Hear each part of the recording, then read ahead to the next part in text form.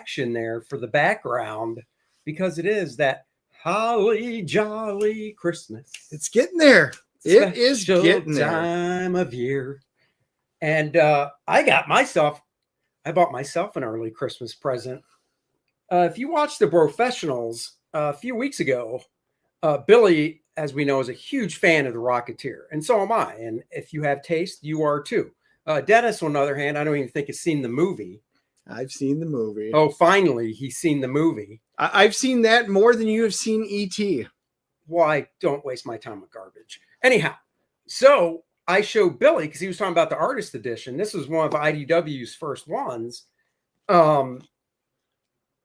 He's like, oh, that thing's probably so expensive, but I definitely want to get it at some point. So I went, looked on eBay. A guy had it for like $98. Buy it now, free shipping. So I showed Billy and he was like, oh, send me the link. So I sent him the link. And nothing happened. This was the week before Thanksgiving because on Black Friday, because I looked at this and put it on a watch list, I got an email message saying that this was on Black Friday, half off. It was $50, free shipping. Merry Christmas to me. So I haven't had a chance to look through it yet, but I plan to very soon. I was going to say, just a note, we've got a Rumble technical glitch, and so it is not streaming live on Rumble. We just got the notification. So we will be uploading that later. It'll be tonight. Is it a technical glitch or is it a Dennis glitch? It's a technical glitch. Dennis didn't read the instructions. No. You have to learn and try stuff out. You notice Andy doesn't do any of that. But what are you talking needless about? to say, you get 24 hours. So it will be loaded on Rumble tonight. So you guys will just have to watch it later. But it will be fully loaded on there. But wait, if they're watching us now and you're telling them to watch it later on Rumble, how are they going to? They're going to be like, but I'm watching it now. And then they're not watching it on Rumble now. But it's not now. It's not here and now. But the people that watch it on Rumble are just sitting there going, there must not be a DNA show at 3:00 today. Damn it. But it will show up. Then when it's up later, it will pop up into their thing. I'm just letting you guys know because some of you guys like Rumble. Sometimes you're watching it on X. Just saying. All right, let's talk about football. Oh, look at Joe. The Niners finally get another win, and now they're one game ahead of the Cowboys, and he's blowing smoke like the Niners have any chance of going to the big game. It's not happening. They're still trying to make the playoffs. It's a good thing your whole division kind of sucks. And I think the best team in the division has 7 wins. So, great Spaceballs reference. Just going to say that was actually going through my head along with, I did see you posted up here. Dennis wants wingies. He does want wingies. And leg kick, Paulus Arts, Joe, I said hi. Randy Howell. He's already popping links like a madman. Torchbearer, he is. Amish Ninja, Stephen De La Vega, Jim Cox. I am Mr. Pink. Leg kick. Hello. Marcus in the house. Lots of you guys in the house. So thank you for joining us. It is fantasy football catch-up time for the week. Dennis and I are in a league together. So is my daughter, my wife, his brother, his wife, his sister-in-law, his best friend. Bart Sears is in the league, but last week was the week where you saw if you made the playoffs. 12 teams entered, 8 teams are left for the playoffs, and let's just say somebody at this table, season is over, and it's not mine. Suck on that, bitch. What's it feel like sitting on the bench? You can be my water boy this weekend. I have decided this was a really rough season. I think I finished it with 5 losses in a row. Ooh. Everybody had their best game when they played me. And I played the last guy in the league, Sunday Slackers, who, of course, got 128 points. The guy who averages like 50 pulls out this huge win. So I'm sitting on the sideline, and then it was, you heard last week, my wife versus Bart Sears, and Bart and I are sitting there on the sideline. So I have decided to officially change my team name from the Charlotte Trekkers. Next year, I feel like a loser. They will be called the Dallas Cowboys. The Dallas Cowboys, and I'll never have to win another game. I knew it. That joke was so obvious, it's not even funny. It's like a big ass sign just flashing going. And the entire viewers are laughing because they also knew it was coming. Well, because guys, not even the 49ers are that bad. In the first week of the playoffs happening this weekend, I'm going head to head against my wife. One of us will be advancing to the next week of the playoffs, and one of us won't. And I did tell my wife, and this was 100% legit serious, if I'm going to lose, I'd rather it be to you than anybody else in this league. So there you go. If I end up getting bounced out, at least I can say I made it. I will be rooting for Helen all weekend. She's already projected at higher points, so you never know. You never know. Once you're in, you're in. So you know what now it's up to whoever wins. The fact that your wife got that stinking tie the first week of the year. I told you that tie is always important. My buddy Amish Ninja, who's in there, we were always talking. We usually tie every year. This is the first time in a while we have not had a tie. And usually that tie is crucial in the rankings. And it made all the difference. It made the difference between her being in and out. That is so sad. So sad. You should be rooting for her this weekend too. Oh, I am definitely rooting for her. You're rooting for her. She's going to take it all now. She's going to come in as low seed and be like the New York Giants of old and just march right up through the Super Bowl. There you go. Well, we'll see if that happens. Without further ado, we will bring on our guest for the day. He's been on the show before. He's coming back because he's got the next issue of his book live. It's Paul. Hello. Hello. Welcome back, Paul. Happy to be here. And I'll pronounce it wrong. Project Naosis. I will never say it wrong again. Naosis.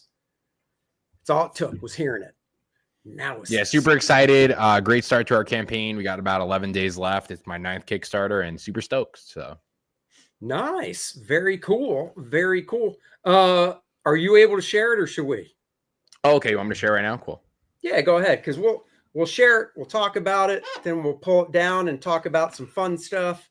And then we'll bring it back up and hit it again. All right. You see Andy, did you catch Bart Sears on Dave? He was just telling me before the stream started that Bart was on there. I didn't see it, but he got to. Yeah, basically. So what happened was Monday night, usually do the Kings on Ethan's channel. And it didn't start. And Shane started it. And he started about 8:45. And we usually start around 7. So I was in my house, had dinner, waiting, to see when we were going to start. And by the time 8:45 rolled around and it started, I was in my nice big comfy chair. Nice. Watching the Cowboys, predicting a loss, which they came through for me. But I was comfy and I was watching the Dave Finch Bart live stream. They were drawing Captain Adam, one of my favorites. And I was like, I'm nice. I'm just going to stay down here. Plus my daughter, she likes to watch football with me, but she really likes to watch it when it's either my team or her team playing together. And she was like, "You're going to stay in, aren't you? You're going to stay in, aren't you?" And I was like, yeah, I'll stay here. So that's what I did. So, yeah. And, we know Paul, because you've been on before, you were a Cowboys fan. But after several years of going to CA, Cowboys Anonymous, you kicked that addiction and pretty much got out of watching the NFL, right? Yeah, I'm finished with the NFL. I was a big Cowboys fan. I would watch all the time. I really got in around that Drew Bledsoe time, and then Tony Romo was my guy. And then after that, I'm out.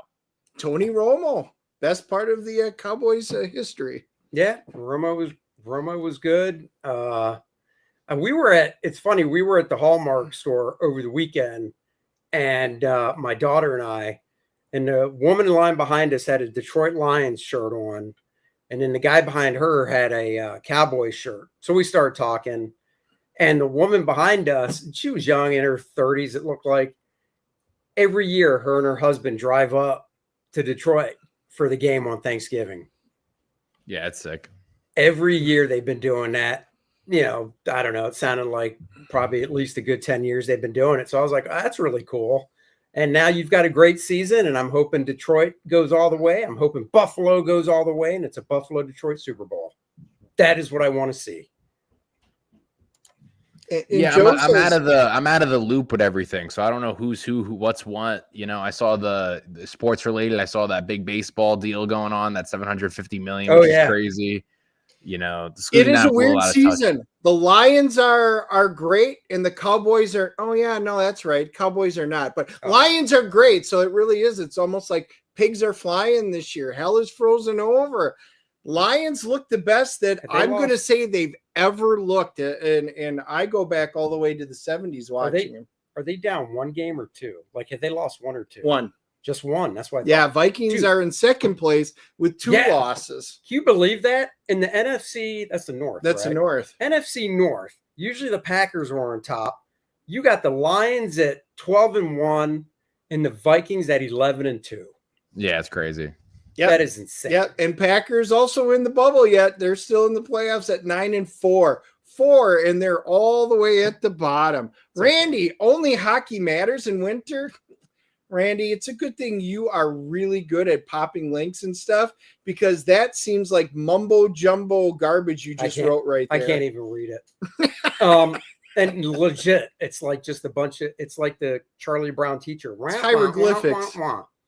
Look, let's be real, Dennis. Come Super Bowl, I can already see the party at Dak's house in Texas where he invites Jordan and he invites Brock, and they all get together at his house to watch the Super Bowl together. Yeah, like they do every year. Yeah. Dak, Brock, and Jordan Love every year.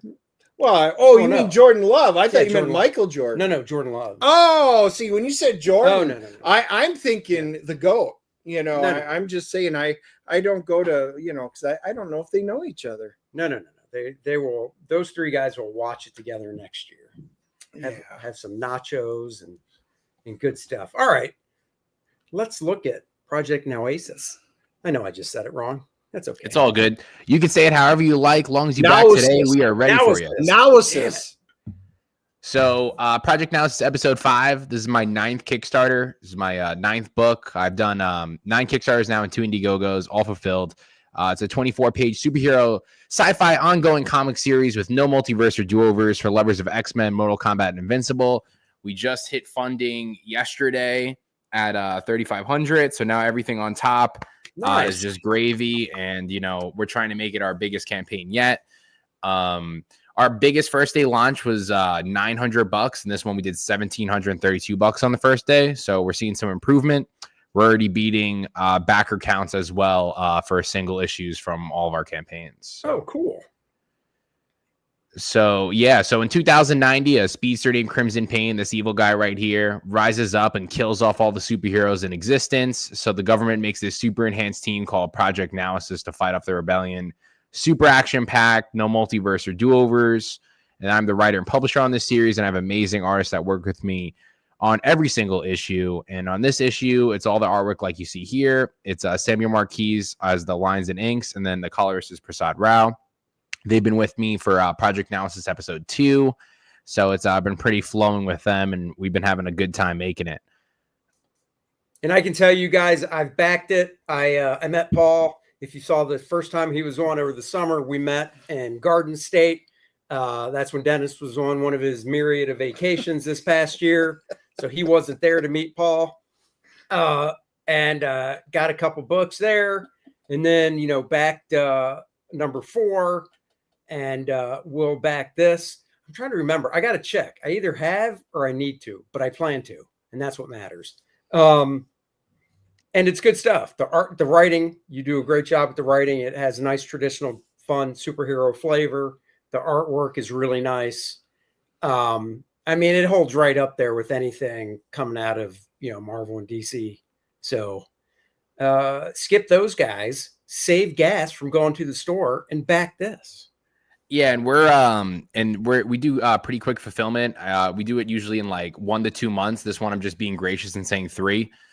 We have 90% of the book done. Literally, the only thing I have to do is really letter the book. So these are all interior pages from the book.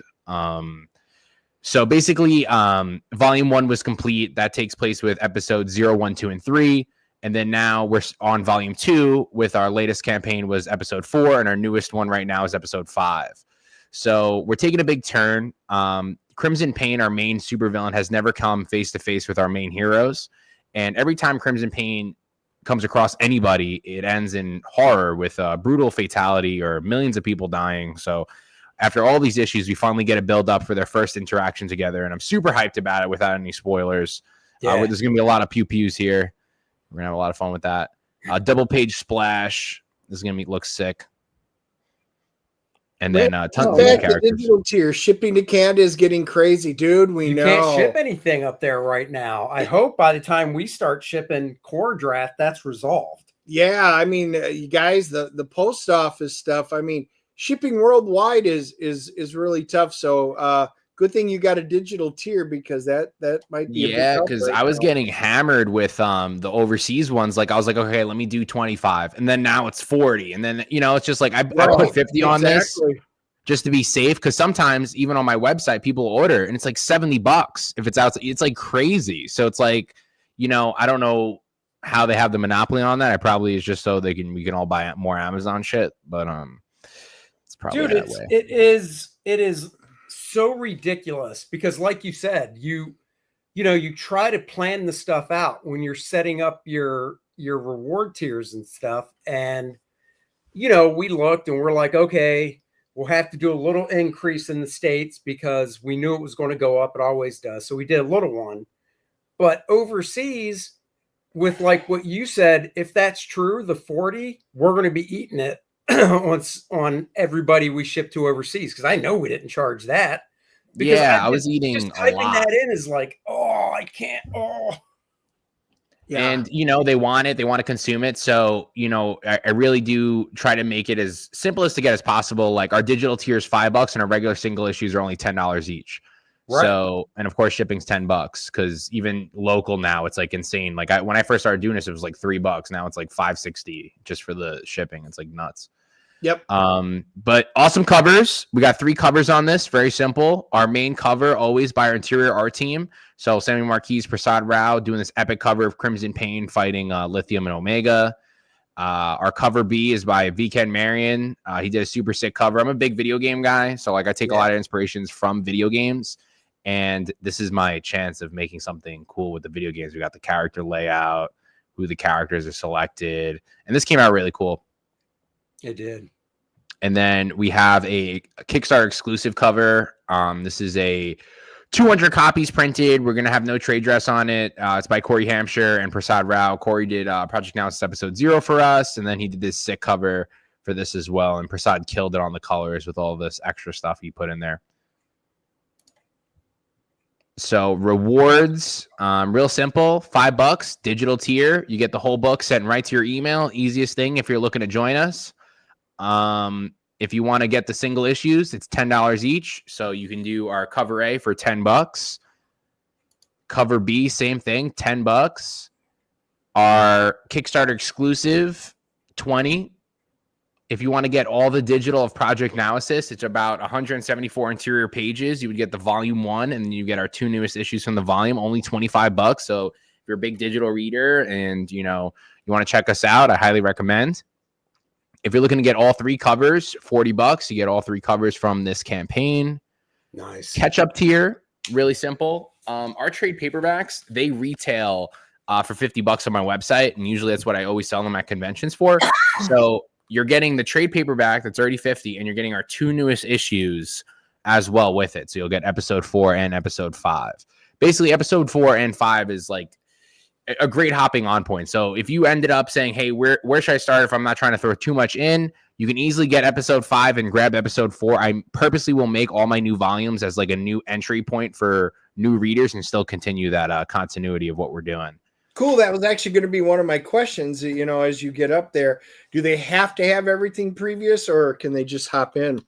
Yeah, so I recommend if this is your first time ever grabbing anything from us, grab, of course, episode 5. That's our new one. And then you can add on episode 4, because episode 4, it reintroduces you to a lot of things in different aspects of Project Naosis, the political side of things, and what's really going on. Because basically in volume 1, this was a super classified unit.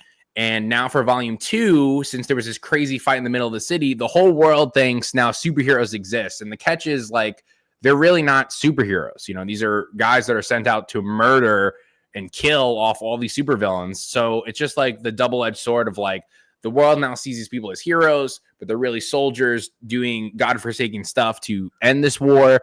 So it's a cool thing that we're working with. So that would be what I recommend. But if you say, hey, I got it all, boom, you can grab everything. Nice. And then $80 is everything we have. So on top of the trade paperback and our 2 newest issues, we also have a one-shot just on our supervillain, and I have 2 prequel books. Just more information that if you guys want to dive into. We have the original artwork as well from that cover, from cover B. It's $3K. Any big ballers out there, check that one out.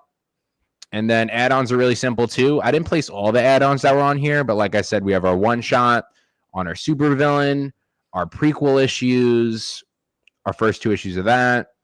You can add on that episode 4 with that sick fatality cover, the trade paperbacks, and we also have our other 2 trade paperback variants that I only keep a small print run of. So that's why there's only a limited amount on there. And then, yeah, that's pretty much of what we got here. If you want a trading card too, you can add one of those on. We're only putting 25 on for the campaign. These are some exclusives I had from previous campaigns. And like I said, where do you start? You can easily get episode 5 and add episode 4. If we manage to hit a stretch goal, 8K is really where we profit. Like, of course, I put the goal at 3,500, but I fund all these things personally. And that's why we get to there. And I know, where we're at. So, like, we're, of course, going to build up to that. But really, 8K is where, we're in that profit zone. So that's when we'll start doing the stretch goals. Cool. Nice. Cool. And then, yeah, we got the team, community, post my awesome pictures of me at conventions. We did New York Comic-Con, did all that cool stuff. Had a lot of fun, So a really good time, meeting always great people. That's how we met Andy, and it's been great. So I'm guessing you're all set with conventions for the year. Yeah, I did one a couple weeks ago in PA, and then that was it. So I'm back up in January. I'm doing nothing in February, and then depending on how these next couple weeks plan out, I'm really amping everything up in the end of March. So, and then the end of March, I'm going to like August. What's in January? There's WildCon, which is like at Wildwood, New Jersey. So it's only like a 2-hour drive for me. It's a one-day thing. Cool. And then the one that we did on Garden State Comic Fest, there's Garden State Winterfest in January. Yeah. That's what I thought. That's what I figured you meant you were doing, because I know he does his winter one in January. So yeah, that's a different location, I think, right? Wait, one more time. Isn't his one in January at a different location? Yeah, it's in like a farm. Yeah. Oh, okay. Oh, yeah, it's like a farmer area, and then there's like this dome thing. It's kind of like, I don't even know what they used it for, but if it's at a fairgrounds. But it's heat. So, I mean, obviously it's heated inside. Yeah. It's not like an actual like barn in there. Yeah, like it's actual like there's a facility for like conventions. I did a convention one time, and I was flown out to it. It was I think it was in Ohio, and it was in the fall, so it wasn't heat of summer, but obviously it wasn't winter. It was, September probably, and it was at like this fairground type area, but the building that it was in, they had all tables set up, but each end of the building had like the 2 big bay doors that you can open up and stuff. And no, it wasn't heated or anything. That's why I was asking. So it wasn't bad. I mean, some people had coats, some people didn't, but overall I was kind of like, well, this is different. Well, Garden State's at in the hockey rink. Not anymore. So. Oh, is it? It's moved. No, I'm pretty sure it's in a bigger hockey rink. No, it's not a hockey rink again, is it? I'm pretty. Hey, we could double look it up, but I'm pretty sure it's just a bigger. Oh, I don't know. I just know that he put a post out some months ago saying next year it's moving to blah blah blah. But yeah, bigger area, which is good. Like I was on that other side once before, and I had to sit in the sauna for like 45 minutes after the convention. How cold my ankles were, dude. Oh yeah, dude. No, I hear you. I mean, I always request, no, I don't want to be on that side. So, I don't know. I don't think it is, but Yeah, we'll some of see. the guys were in there when I went, not this last year, but the year before, and we went in and visited them in the hockey rink, and I was like, whoa, oh, you guys are all bundled up for a reason. Yeah. That was the one con I wish I did sweatshirts at, and there was another one like that too. I'm like, fuck, like I should have had sweatshirts. I know. Those all day. I've only done one. I did one show, and it was in a hotel, believe it or not. But they had us. It was just weird. This was in Florida. So Florida, summertime, they always have the AC jacked. But they had us in like this hallway, leading up to like the. They had us in a hallway leading up to the room where the dealers and stuff were. So, it was good from the standpoint of everybody had to walk by you. But it was just freezing in that hallway. Well, you guys asked. So this year, 2025, will be in Cody Arena in West Orange, New Jersey, which is a big hockey rink. It's an ice hockey and ice skating arena in West Orange. I bet. See if you can find a floor plan. I bet he's doing that one so everybody can be in one room. Yeah, it's way better that way, and it's a bigger facility. And Dave's super cool who runs that event. He's awesome. Yeah. So I'm excited for it. But when you said the hockey rink, I knew it. I was like, I'm pretty sure it's just another hockey rink. Oh yeah, it's big. Yeah, I bet we all be in one room.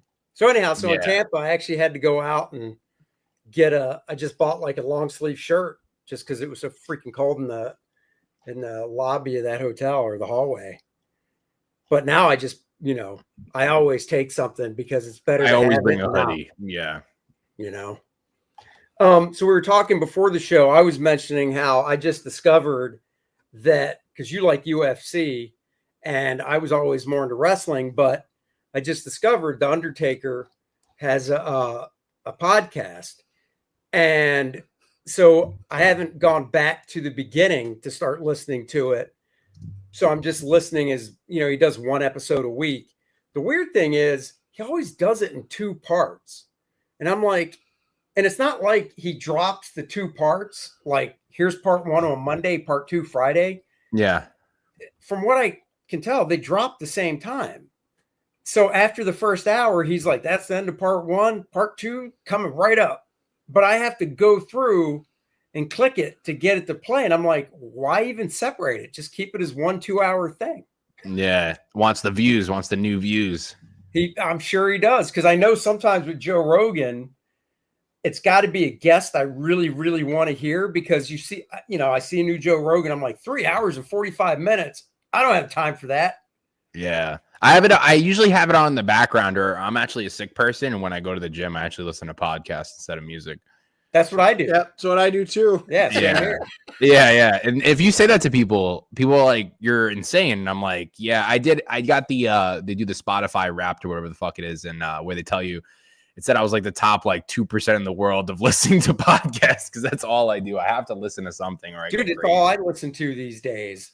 So he had on Stephen Amell, the guy that played Arrow. Yep. And they want to talk about the show Heels. And then, of course, they want to talk about, the time, I think it was in 2015 or 16 that Stephen Amell did a gimmick in the WWE with Cody. I think it was with Cody Rhodes. Stardust, yeah. Yeah. And it was cool hearing all that stuff. But it was funny because one of the things Undertaker brought up, actually Stephen Amell brought it up, and I tell you, it worked. There's a clip out there where it was during a house show. So if you don't know what a house show is to the audience, because I'm sure you do, a house show, wrestlers don't just work on the 2 nights you see them on TV. They work 5 out of 7. Yeah. And the other ones not on TV are house shows where they're not televised. Tickets are cheaper usually. And basically they work out.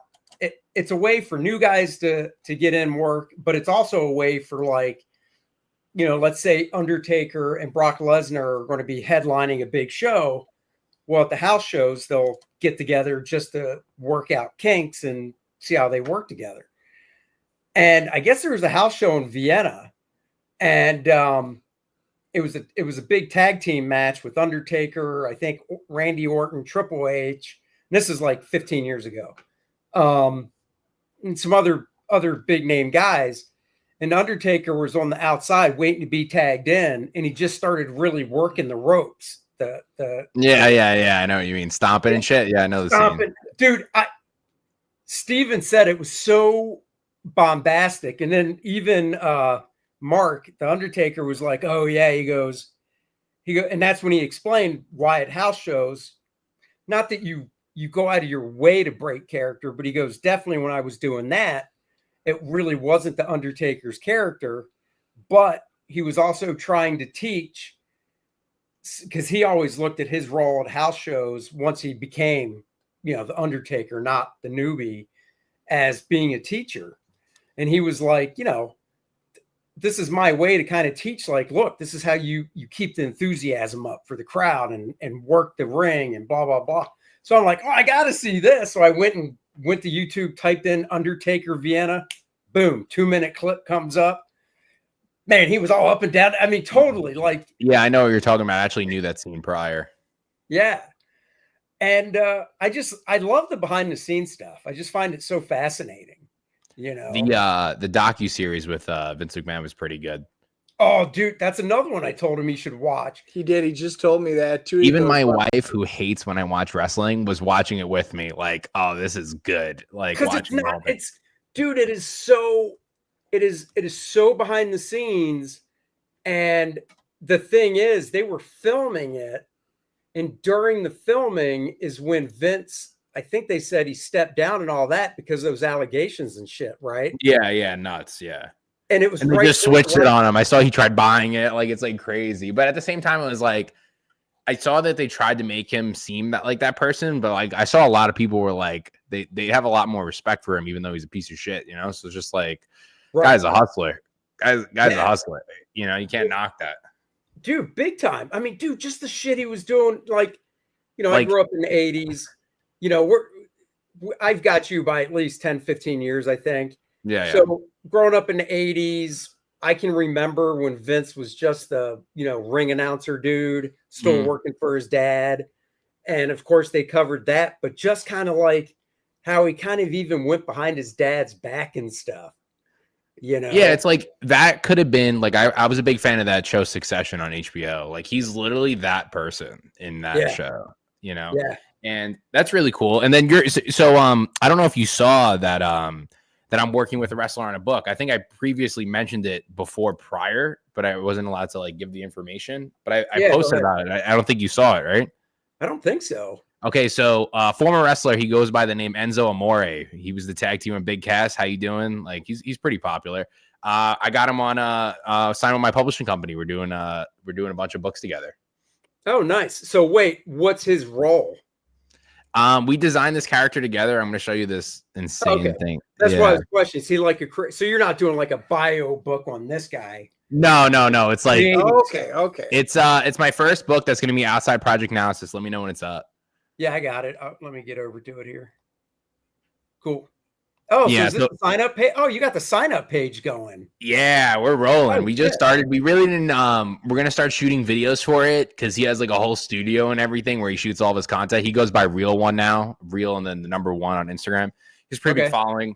And basically, I met him at New York Comic Con, and he liked Project Naosis a lot, and I was like, he wanted to like make a cameo in it, and I was like, let's talk about it. And then we just thought of our own idea, which is the Lethal Leopard. So basically he's going to transform into this thing, like kind of like how the Hulk goes, but it's in a different route, of course. And he's a giant Anubis. And for some reason he'll be trapped in the underworld and part of the book. And he's going to have to escape the underworld as this character. So it's going to be crazy. It's like Dragon Ball Z, next level stuff. And this is the same artist that's going to do the interiors on the book too. And we already have we already have like 8 pages done. Who's your artist? What's his name? Give him a shout out. Igor Texeria. He's done a lot of the concept art and all that stuff for like the Ripperverse. He did a cover with me too. And he did so good on the cover that I was like, hey, let's do something. And it just happened to work out. So like, and it's cool. It's going to look, the pages are insane. I have an Instagram for it. It's Lethal Leopard as well. And cool.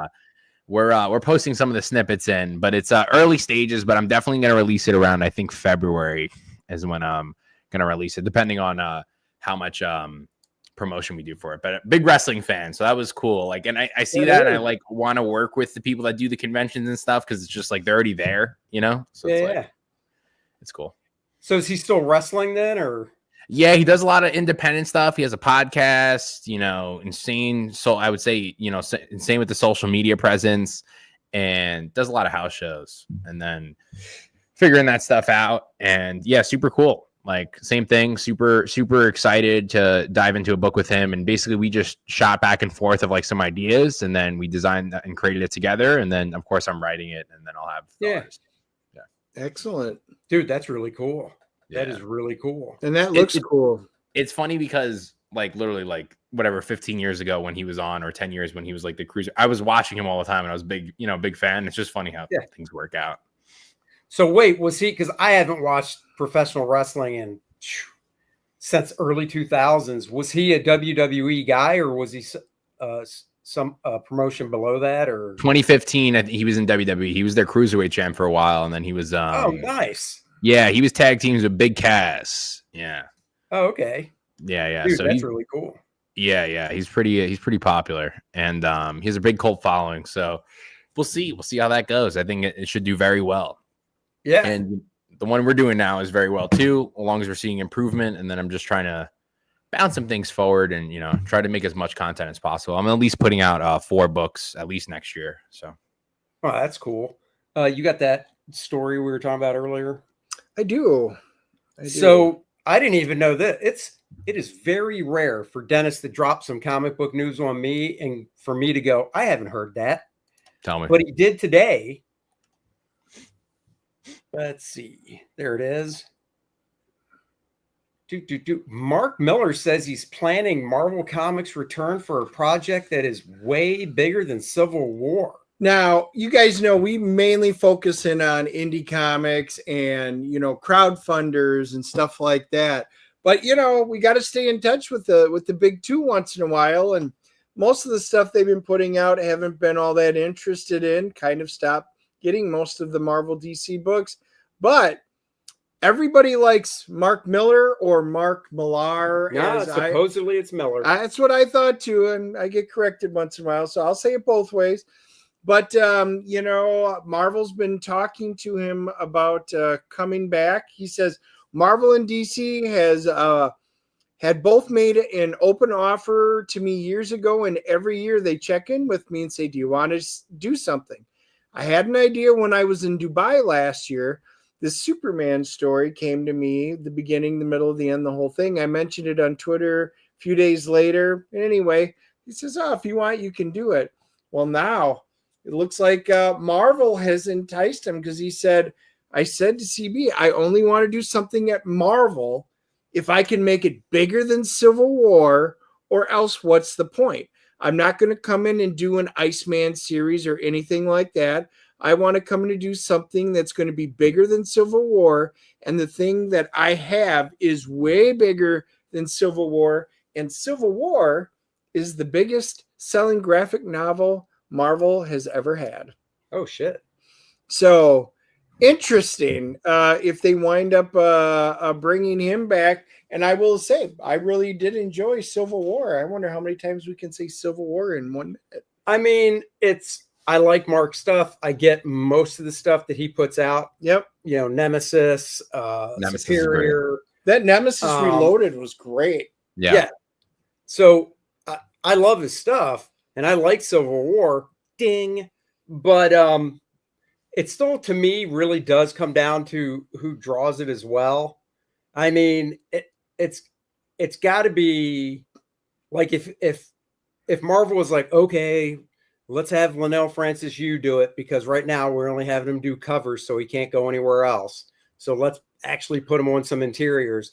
I'm like, oh, you had me at Linnell Francis Yu.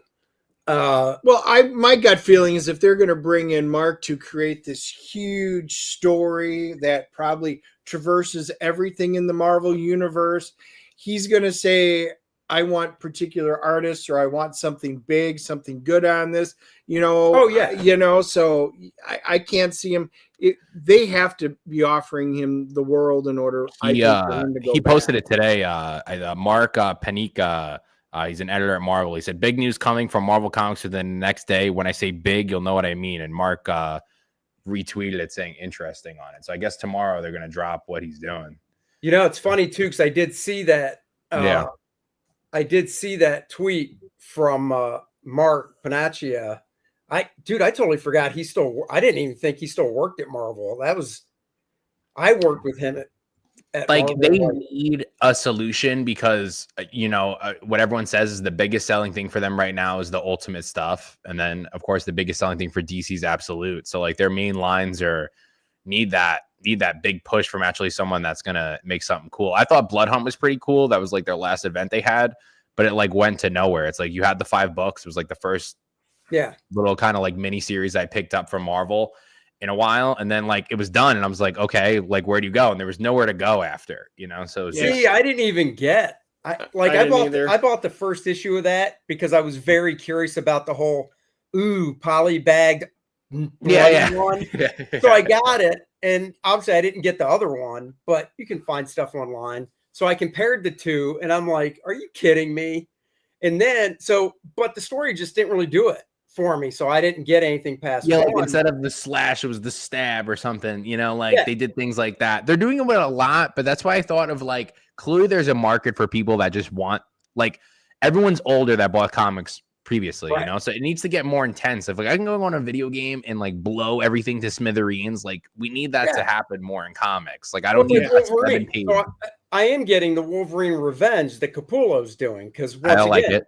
You had me at Great Capullo, and I'm getting the polybag, more violent one. Yeah, and Captain America sick, like it's sick. Yeah. Yep. Yeah. And see, I passed on all of that. I didn't pick up any of it. Well, DC announced Jim Lee's going to be doing the new volume of Hush, the next Hush 2. And so with that announcement, Marvel has to do something because they, one can't do something without the other. It's like yin and yang. So, I think that's why they're doing that. So you're ready for the Hush thing? He's been working on it I saw for like 4 years. Who, Jim?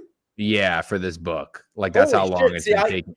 So the cover, they just did a variant cover for the Justice League. There's a preview of the Hush in the back. In the cover that he did, the exclusive, it says 2020 on it. They're using an image that he drew 5 years ago. It's crazy. So Rich says, I'm late. I was out buying Andy's Christmas gift. Nothing for Dennis, though. Rich, 2 things. 1, not a problem. That's fine. Dennis doesn't deserve it. 2, put your money where your mouth is. Next time I see you, which I think is this Sunday. Rich and Dave's show, I expect a Christmas present. And Rich, thanks to you, we're apparently going to Ollie's now tonight. So we'll see. Thanks, Rich. Just want to say thanks. But back to Hush too. So like, I mean, I got that Justice League one that just came out because I do like Dan Morris stuff a lot. He's awesome, yeah. And it was good. And it had I think it was a 5-page preview or teaser for Hush. I'm a Jim Lee guy. Is this stuff, I still love his X-Men stuff the most. Yeah. But I'm still a Jim Lee guy. I like comics like that have style to it and stuff.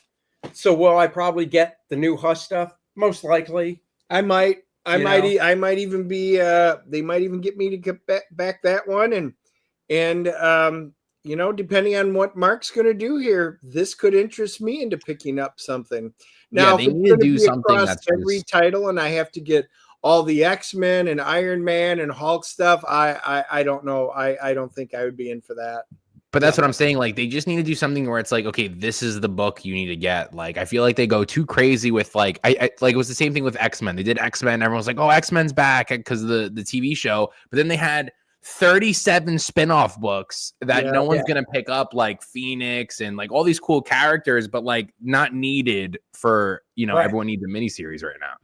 Right. It's just like gouging you. It's like, oh, this is what you need to get in, and then they're just like, And it would be different you know? if they were amazing. Back in the 80s and 90s, when they had all the different titles and stuff, they were all good books. I had no problem spending that. But the stuff today is garbage. And well, here's lots of garbage. And I'm like, nope, I'm out.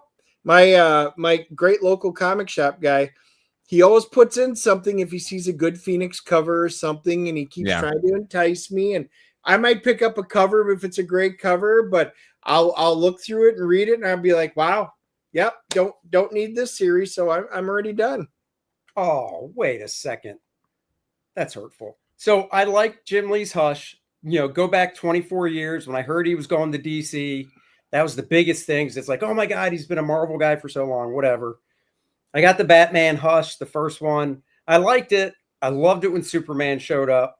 I'm more Superman than Batman when it comes to which I'd rather read.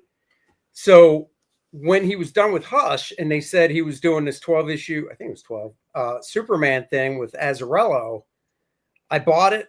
I liked Superman. I liked Jim Lee's Superman stuff a lot, actually. I liked, he was giving it, kind of like Hush, more lighting and deep shadows and stuff, which isn't usually known for Superman.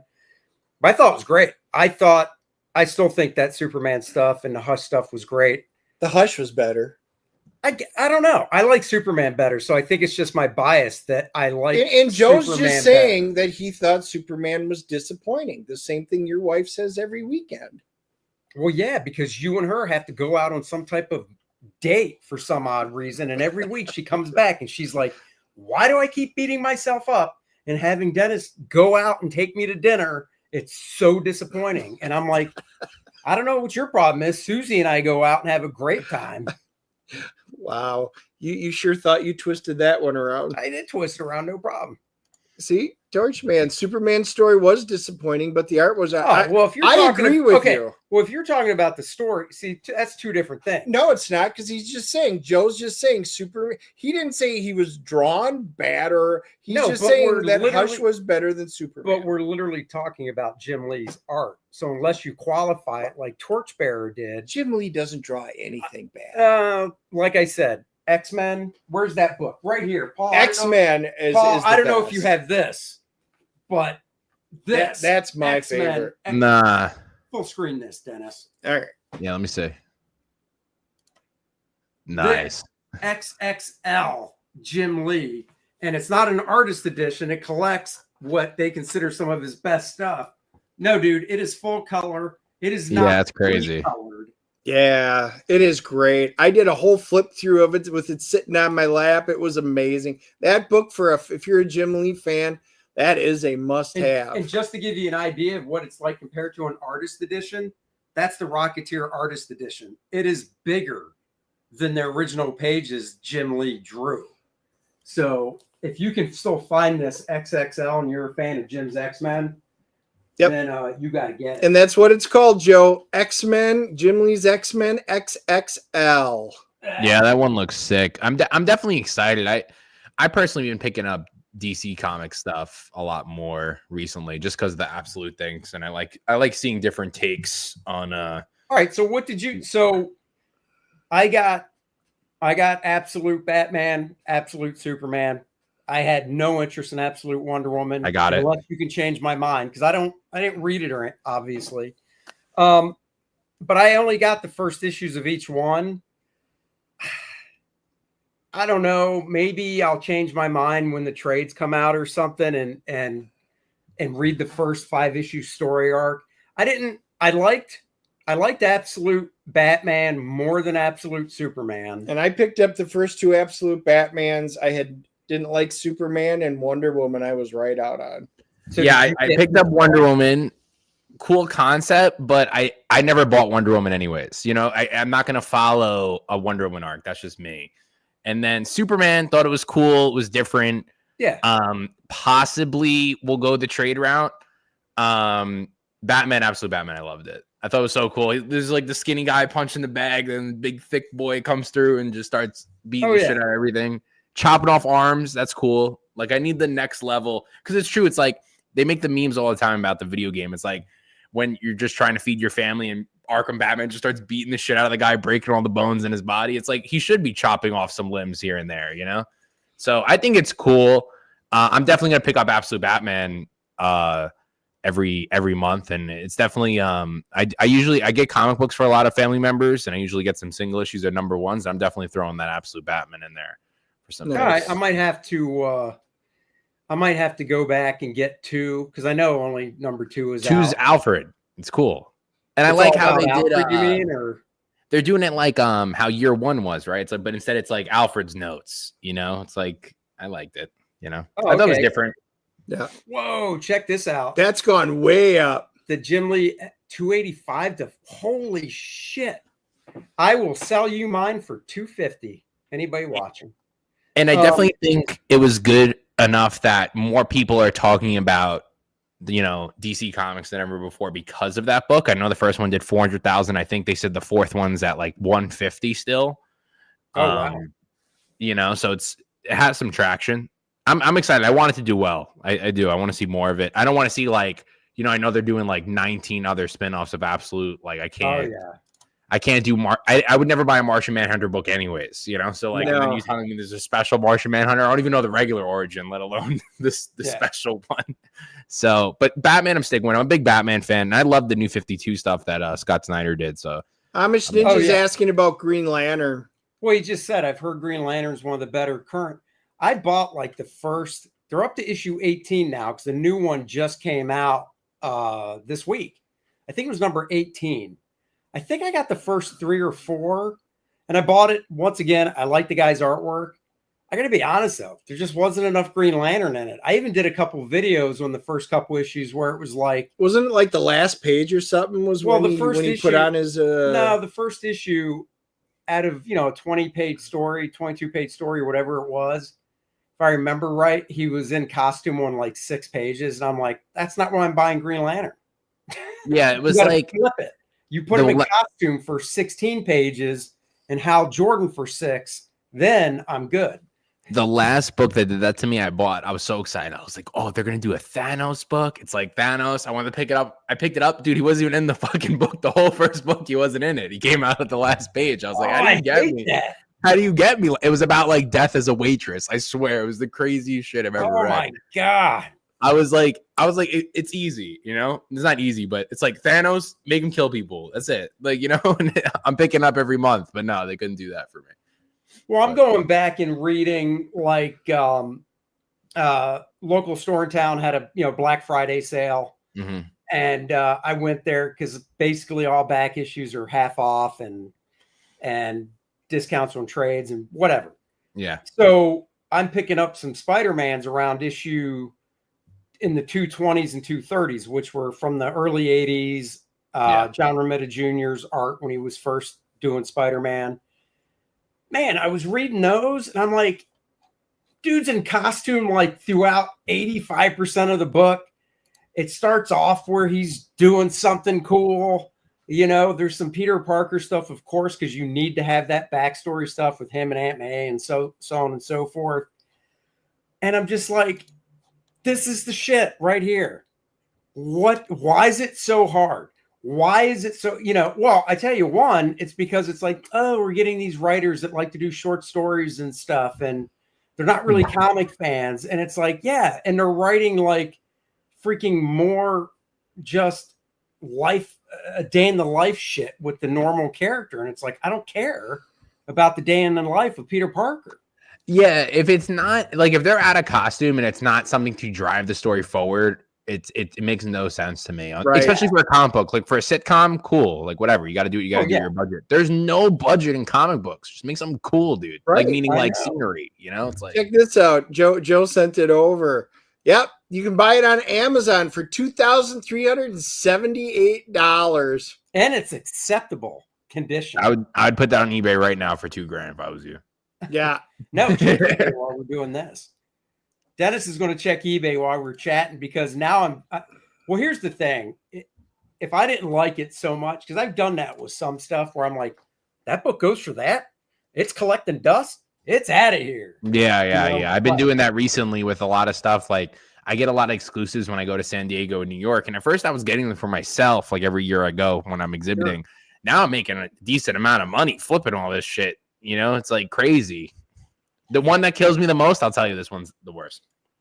So San Diego Comic-Con did Absolute Batman foil, right? Ashcan. There was only 500 pieces. Got it for $25. I got 2, then let me get 2.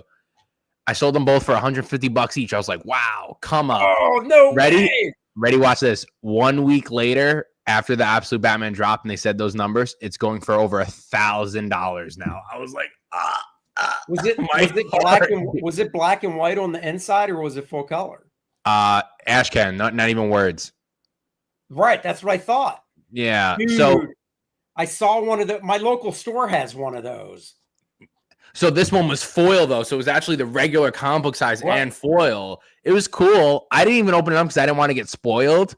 But those Ashcans are pretty cool. I like how they're doing that too recently. Like another company that's doing that too is Ghost Machine. They're doing a lot of Ashcans. I think it's cool. Well, what DC's doing too is, and I was like, I would have waited a week, is it was like a week or two after Absolute Batman 1 came out, they put out the black and white version of it. And I was like, you're not getting me twice, but I'd rather have that black and white than the full color.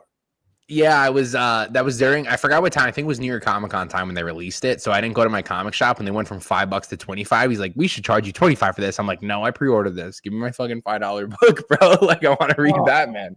Wow. I tell you another good one, and it really does pain me because, you know, it's separating the writer or the person from how they are. But Batman and Robin Year 1 just came out. Love it. And it's Mark Waid. I love it. Chris Samney's work is so good. It's so good. I waited and I got the black and white version of it. It is so good in black and white. It's like looking at Alex Toth. I mean, Chris Samney's work, I always enjoyed it. I got his Captain America run, thought that was great. But this Batman stuff is just another level. It literally is Year 1. Like, it's the same vibe, and it's just like the colors are really nice, and like everything's on point. I said that too. I was telling a lot of people about that, and it's crazy that DC has so many Batman books that, like, I saw there's like 4 other ones that have good teams, but I'm not picking them up. It's like how many Batmans we have, and those. I think that one was pretty well put together too. And I'm a big Two-Face guy, so yeah. No, that's a real. That's a real good one. So what did you see it on eBay? I already popped it. You talked right through it. Well, it's not that. We were talking. No. You literally didn't take it. You didn't take an entire breath. So after about 8 minutes and 26 seconds, I just pulled it down. That's how that works. See, Dennis, let me tell you. So Art of Roy says hockey doesn't matter any time of year. Nothing is worth wasting 5 hours on to watch anything. Well, Art of Roy, I do have to tell you, I think we found something we can disagree with you on that. I would never watch something for 5 hours sport-wise. Oh no, not sport-wise, just anything in general. Oh, I could watch WrestleMania for 5 hours. No. Well, what I was going to say is, I can't remember. Do you have kids or no? I do have a daughter, 3 years old. Oh, 3. So you're going to go through this phase. This is what I have to do with Dennis. You and I are having a conversation. So the adults are talking. And then just like now, the adults are talking and he puts up an image without saying, excuse me, I'd like to talk now. He just butts right in. No. See, you actually told me to pop it. So I literally popped it. I did what you asked. Look on eBay, but I didn't say interrupt me. How did it interrupt you? It was up there the entire time. You're always having a chat. And I popped it. You could have at any point said, oh, look, $285 to $400 because eyes work as much as your mouth does. I heard people from the Midwest were supposed to be polite and nice. Not when they're friends with you, because this is what we go through. You're just a rude douchebag. John Hamm, Andy and Dennis arguing like an old married couple. It's true. Good times. So back to Art of Roy. And he makes me sleep in a wet spot. Oh, dear God. Anyway, Art of Roy, if you've got 5 hours that you do want to try and find something to watch Landman. 5 episodes are out right now, and each one is just under an hour. It's like 45, 50 minutes. Yeah. And I am going to tell you how surprised I was at how good this was. Billy Bob Thornton is fantastic in this. Allie Larder is a wife. And it is a mixture of comedy, drama, intense, thrilling stuff. It has everything. It is a highly emotional, very well done show. This is kind of like the new age of Dallas, but without the great theme song. Yeah, it's funny because like it's on Paramount Plus, and Don't have it. they do a show called Lioness with Zoe Saldana, and season 2 just wrapped, and that's high stakes. It's political. It's basically mercenaries, whatever, right? Really good show. And I kept seeing the previews for Landman, and I'm like, God, I really like the cast, but it's a show about basically oil drilling, whatever, Texas. Man, I watched the first episode and I was like, holy shit, Billy Bob's character is awesome. It's great. To take a different turn, did you guys watch Creature Commandos? I have not watched it yet. And No, I'm just curious. Then I would have shot on it. A Well, go lot ahead. of people are telling me they don't like it. I personally thought it was okay. I didn't think it was any. I'm definitely gonna watch the next episode. It's an animated show. It's a half hour where I could see some DC shit. Yeah, I know there's what they do. They dropped on premiere night. They dropped the first 2, didn't they? Yeah. Yeah. Did there need to be all the sex scenes? Probably not. But excluding that, James Gunn's a freak with that shit. So guy posted them doing the sex scene on his Instagram, like how they do it. Like he's a psycho, that guy, bro. Oh, I mean, I like the Creature Commandos, so I might give it a watch. See how it is. Torchbearer, my wife and I are watching Tulsa King and the new Matlock. I am catching up to Tulsa King right now, and new Matlock. I was out as soon as I heard about it. He told me to watch the first episode because it's got a nice twist and changes it. Not what I thought at all. It is very entertaining. So both of them are good choices. Well, see, with Matlock, it's almost like What's that on? Matlock's just CBS. Okay. And do you even know what Matlock is? Because you're a young guy. Okay, so Matlock was a TV show in the 80s, 90s, I think, with Dick Van Dyke. I wasn't born. Andy Griffith. Oh, Andy Griffith. Wrong one. Andy Griffith. Okay. Wrong one guy. And his name was Matlock, and he's a lawyer. So it was a procedural, every week, different law case, whatever. My parents watched it all the time. I never watched it, whatever. Well, they bring it back, and there is a twist, but it's been out for like 6-7 episodes now, so I'm going to blow it. But my point is, I think they should have marketed it this way, because he was turned off because he just thought, oh, Kathy Bates, Matlock, gender bending, DEI. They're literally just swapping the gender and rebooting the show. So the previews, ramping up to it, I was like, God, Kathy Bates is a great actress.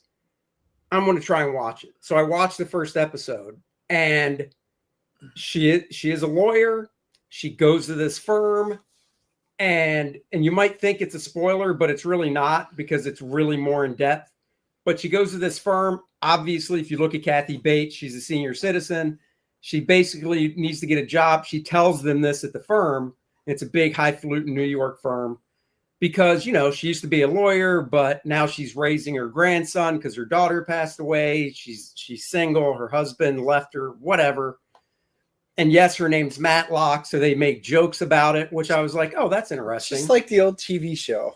And then you find out at the end of the episode that she's very well off.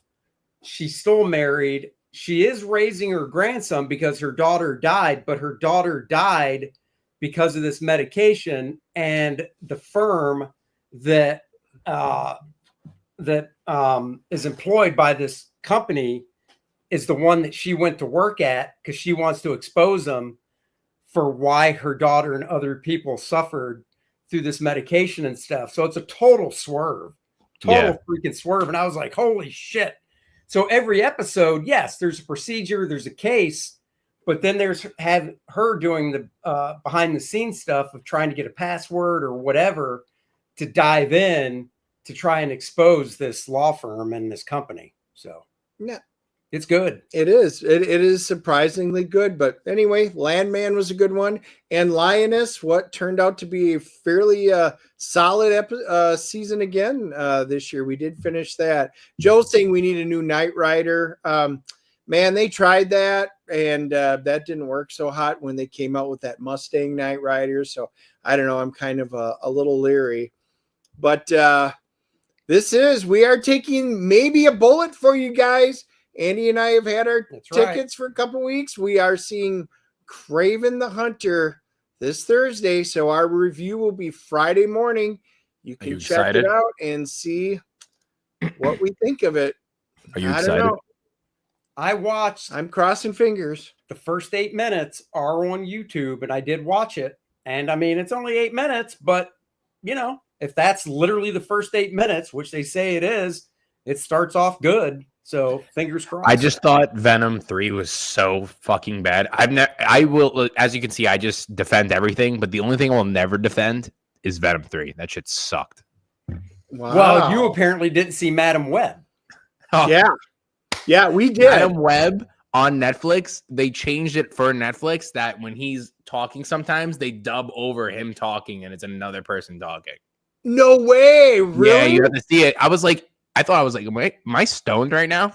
Looking at it, he's like, and it's like a different dialogue on top of the mouth. Dude, we went to the theater to see it, and I will never watch it again. So wait, are you saying it's the same actor? So same voice? Dubbing over his own words because they reshot it or wanted to redo it again. So there's scenes, and I thought I was crazy. So I looked it up, and they dubbed over some scenes. Now I got to watch it again just to see what they did. When the other guy, the dude, the main villain, he like when he's talking to like the secretary, wherever the hell he is, sometimes he's talking and it's just not there. And at the end too, when he's fighting her, I'm pretty sure he's talking and it's just not together. Really? Yeah. Dude, that movie. So we saw Venom 3, of course. We reviewed it, and our basic summary was, did you see 1 and 2? Did you walk out going, yeah, those were enjoyable? Okay, you'll feel that. I think you'll feel that way with 3. If you liked 1 and 2, you probably liked 3. If you didn't like 1 and 2, you wouldn't. He wasn't Venom the whole movie, and the subplot of the movie was him finding shoes. Yeah. I couldn't do it. The whole time he's not Venom, and then the last second he turns into Venom. I don't know. They want to get the symbiotes in there and all that bullshit and stuff. Which is weird because it's like... Well, they're bringing out Null for that next movie, which is never going to happen. Yeah, there's no way. Dude, you have King of Black, which I enjoyed. It was actually one of the first omnibuses I ever got. And because I love Null, I thought it was such a great design. And that's a great story. And then they make it seem like he's in this movie. And the whole time it's like his third henchman is the main villain. Yep. That's what I told him. It was a freaking bait and switch. It totally was. You're watching the trailer and you're like, oh shit, we're going to see Null in this movie. Like, I hate to be that guy, but it's, once again, I like saying it's not hard. It's like fight Null at the beginning, fight Null at the end. So that's it. That's all I needed. That's it. Well, Madam Web was a bait and switch. Hey, Sydney Sweeney's in this. Oh. No, and they show all the costumes, and it's a dream sequence. Yes, exactly. At the end of the movie, and you're just like, oh my God. But they know, that's why I don't like it, because they know what's going to get people into theaters, but then decide, let's not give them when you get there. That's why I'm so scared now for the new Captain America, which I really do want to see because I love Red Hulk. But like, I just don't know. I just saw they reshot it again, and it's coming out in like a month. We'll see it, but they're doing so many reshoots on it. Yeah. That means there's people in a room that go, this isn't good. And it's probably the people that have never read a comic book before saying that. I think they've probably done test screenings as well. I don't think it's just people. Oh, no, they have. They have done many test screenings, and they keep redoing it because their reshoots aren't panning out very well. But again, they did that with Madam Web. So, hey, who knows what we'll get? I am not looking forward to it. We will see it, but. Well, what about, and when I heard they were making it, and then it was funny, during the whole filming of it, you never really heard anything like with most movies you do, Thunderbolts. Yeah, so that looks more promising than the other ones, my Here's opinion. the reason I'm excited for Thunderbolts. And once again, there was no coverage of this movie being filmed that I saw. And then I find out Sentry's in it, and I love the fucking Sentry. I do too. And I'm love like, Sentry, love Winter Soldier. I think he was the best. The one I always constantly rewatch is the Winter Soldier Captain America. I was just watching it today. Best.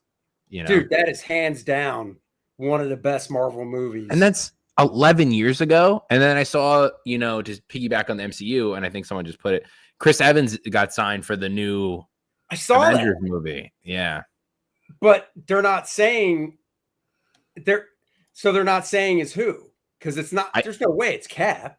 I think he needs to come in and die. They need to kill him. You need to kill him. If Tony Stark kills him, that makes him Dr. Doom kills him. I think that's Dr. Doom. Unless they do this, which is they bring him back as Hydra Cap. Yeah, but then at the same time, I feel like if they did do that, it's now like, okay, so the whole team is just going to be the variants of them, and I can't do the variants too much. You know what I mean? Like I'm maxed out on the variants right now. No, I hear you. I mean, that's the thing. Like Dr. Doom's great. That's cool. I'll take it. Robert Downey Jr. is fucking awesome. But now Chris Evans is it.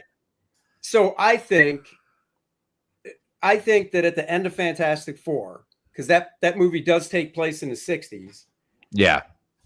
After credit scene, or maybe not, maybe during an after credit scene is Doom's reveal. But I think that the Doom reveal will be something like the Thanos reveal was at Avengers. Something simple, just like that. But I also think that somehow, because it's the Fantastic Four, they go through something to time jump to basically present day. Because you can't just put them in present day from the 60s. Because I think it's a pocket. It's another. So that universe is like a futuristic 60s that they're in right now. Okay. So it's another. It's not 616. It would be whatever 618 or 619. But the point is, at the end of the movie, somehow they get pushed to ours or the MCU. Yeah, it'd be pretty cool if Doctor Doom just eliminates that whole planet or something. That'd be pretty cool to see. Yeah. But that's how they got to do it, because they got to I'm assuming the whole point of Marvel Studios doing a Fantastic Four is to get them over, bring them in with everybody else. Otherwise, and the tiny girl from Ozark is Silver Surfer. Oh, I know. Don't again. My enthusiasm went, and I love her as an actress. Yeah, Ozarks was fantastic. She was the heart and soul of that. Her and Jason Bateman, but. Honestly, when she's I like heard what, 4'8", and I'm just like, I just know. Dude, now she's in Pascal. She's gonna like reach up to choke him. You know what I mean? Like, yeah. Dude, and now she's in Wolf, or whatever it's called, Werewolf. Okay. Yeah. And I love Pedro Pascal in a lot of things. Not Reed Richards. There is nothing. It's the mustache. If he didn't have the mustache, they have to go really big. So they're doing it. So I was at San Diego Comic-Con this year, and they had this giant light show. I posted some of the pictures of like this drone show for Deadpool and Wolverine. They did this whole big experience, and I'm assuming they're going to do that every year now. So Fantastic Four is the new thing they're doing that with. So I don't think they can't fuck this one up, man. Because Deadpool and Wolverine, did so good, and if not, it's just like, what's the point, Well, I tell you one thing: if any movie comes out and just doesn't even do at least half or more of Deadpool Wolverine, Ryan Reynolds can just sit there and go, "I can write my own check. Yeah, I can write my own check." Well, I saw, and this might not be true, that supposedly now, because of how good Deadpool did, that the Blade movie is going to be a multiverse Blade movie with Wesley Snipes in it. Yeah, that would be good. Hey, Leg Kicks, you guys play video games? No, not really. No, not really. Yes. I'm still haven't finished Baldur's Gate 3. I just don't have a lot of time for video games. So one day that may happen. Amish Ninja. Yep, female Silver Surfer, Pedro Pascal. I'm out. Yeah. And let's be real. For the female Silver Surfer, yeah, she's a tiny girl. It's just going to be her face. They can't make her that small. True. That could make sense, but that's a lot. Yeah, that's what I'm saying. But that's why these budgets are insane. It's like, dude, just do like when you see they do the on Disney Plus, they show you like how they make the films. They did it with Deadpool. It's like sometimes they're not even in outfit. Sometimes they're just like they just CGI the whole thing. It's like just make the suit, dude. It's crazy. Yeah. Oh yeah, which was good. I don't know if you've watched it, but on Disney Plus, there is an hour-long behind-the-scenes Deadpool Wolverine. It's awesome. Oh yeah, I have not watched. Have you watched that? Of course, yeah. Anytime I could see how they make these things, it gets me going because I can't always have like whatever Star Wars in the background or Avengers in the back. Like I need something that's like teaching me at least something, you know? Dude, I love that behind the scenes stuff and just the amount of practical stuff they made for that movie. Yeah. For Deadpool Wolverine, I was like, holy crap. And he gets it, he's wearing the tight mask, he's doing the full thing. Like only some scenes they had the thing. Otherwise, they're doing like these crazy scenes, and that's truly how it has to be done. Like, I'm happy at least with like the technology for Mandalorian, they make sets now. But like what they did in Infinity War should never be done again, where it's just like they're in a blue room the whole time. Is crazy. I know. All right, dude, let's do a refresh on your campaign. Pop it back up. See if we got some stuff, and then we'll look at a little Kor-Drath, and then there you go. Okay, let me pull it back up. Hold on, Admiral. I'm finally getting to the end of my first BG3. Yeah, you're still ahead of me.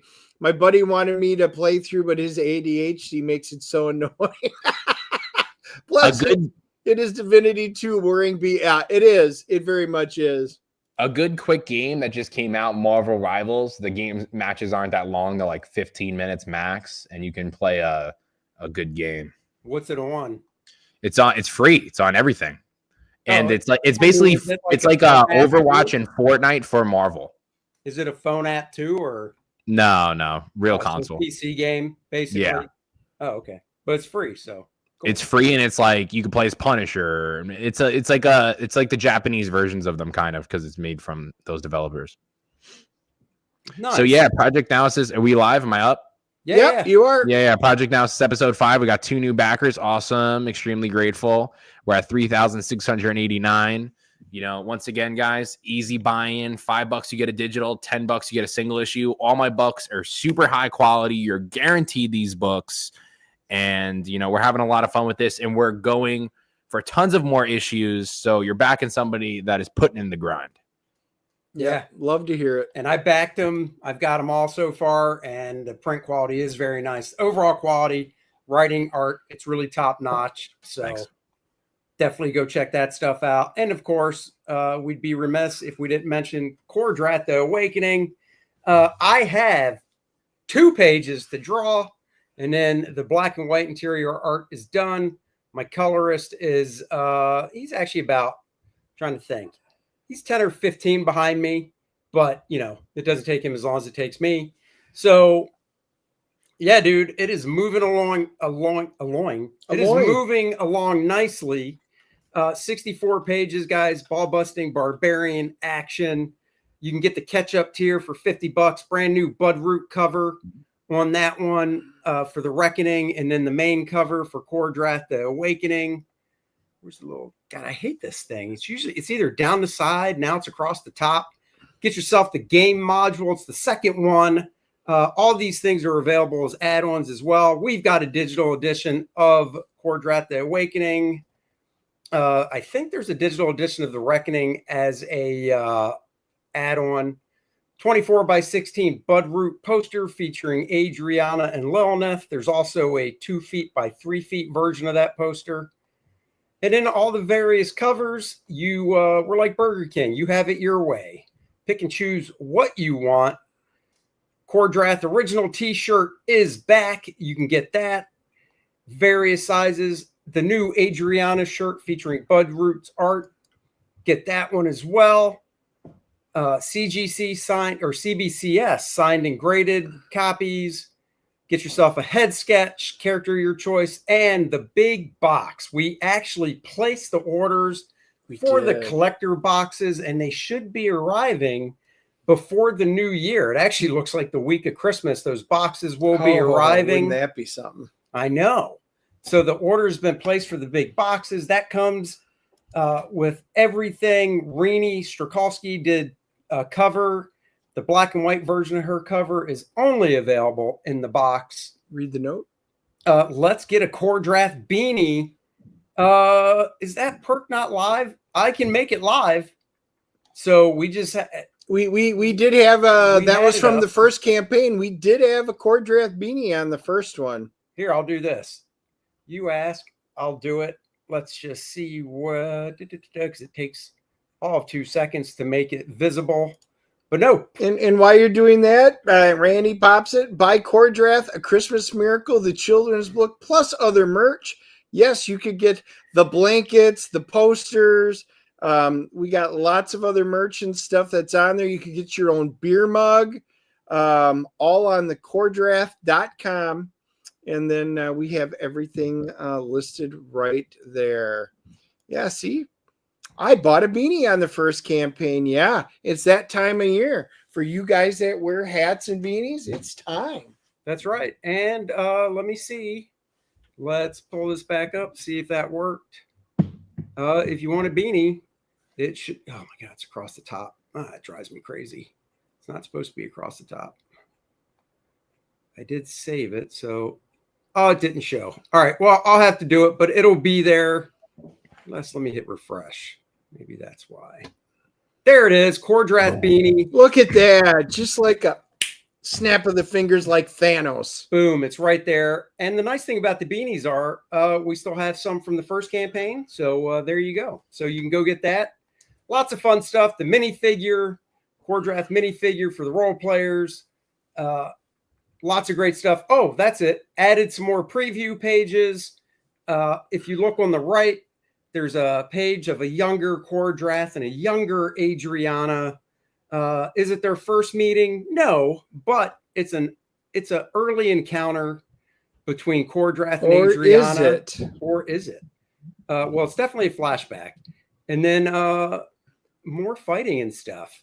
So go check it out. How many pages we got up? 2, 4, 6, 8 pages up to look at. We need a tank top. Trust me, if I could get it where I wouldn't have to cut sleeves off, I would get a sleeveless version of it. So, you know, we're always looking. So you never know if they offer those shirts, we'd be in on that. Boobs is right.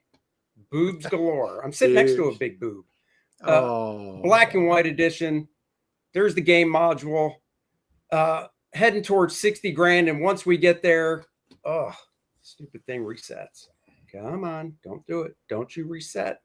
Once we get to 60, we will unlock the Bart Sears, Dan Lawless stretch goal of the print of the cover to the game module. Let's go check it out. People that like art, we've got Kor-Drath, the layouts. I'm scanning in all my pencil layouts so you can see them before I ink them. And there's the big boxes that come with so much good stuff. So, guys, go check out Kor-Drath. And, guys, one of the things that I do is we've got almost 250 of you on right now. I will leave the links down below. So for those of you that are wind up not watching this live, when it does get up on Rumble, the links will be down below. YouTube links down below. So Project Naosis. Wow, right? You said it wrong. Naosis. Project Naosis, yep. Naosis. See, listen to him. Wow, just I'll pronounce for it me for the Grand Bouche. We'll get there. Yeah. So anyway, it took Dennis a while to finally pronounce Andy right. So I keep saying moron, moron, and it was All right, guys. So tomorrow night we're seeing Craven. You'll get the review first thing Friday morning on our channels. If you're watching on Twitter, all the campaign links are below. Thank you to Randy for that. And we'll be back next Wednesday. Belmont Press pencils down, talking about his campaign. So there you go, guys. Thanks for watching. Go watch the Graybeards. Heck yeah, let's get it to 60K. I still want to get to 6 figures like the first campaign. That's the big goal. And there you go. Everybody have a great week, great weekend. We'll talk to you guys later. Live long and prosper. That's right. Say bye, Paul. Come on, be nice to the people. Bye, everyone. Did I not say bye, Paul? Not bye, everyone. What's with these guests? You want to